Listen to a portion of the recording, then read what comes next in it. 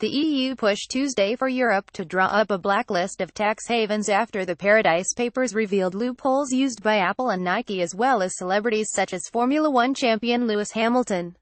While seeking to minimize taxes is not necessarily illegal, revelations from the 13.4 million leaked documents, released since the weekend through international media, have already proved embarrassing to figures as diverse as U2 singer Bono and Queen Elizabeth II.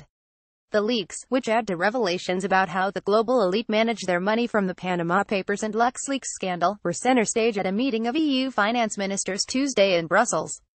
The EU move follows similar efforts, notably by the Organization of Economic Cooperation and Development, which maintains a list of uncooperative tax havens.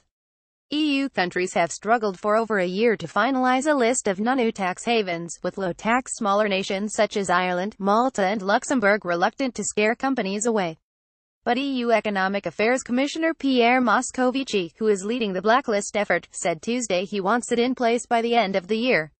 "It is important that this list comes out," he said. "It must be credible and up to the challenge."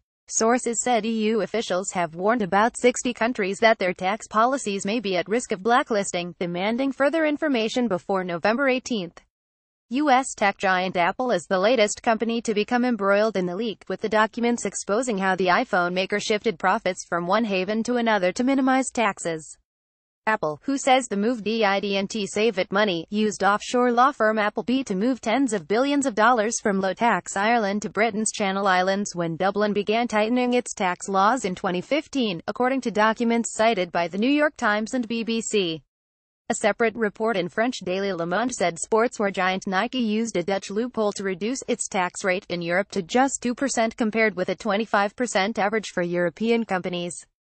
Nike, which says it acted legally, managed to save taxes by using an offshore subsidiary which charged royalties to the company's European subsidiaries, the report said.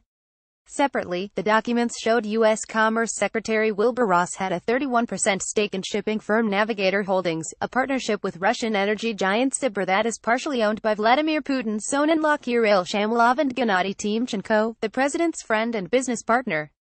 The cabinet members' ties to Russian entities raise questions over potential conflicts of interest, and whether they undermine sanctions on Moscow over the war in Ukraine, though Ross and Russian politicians deny any wrongdoing.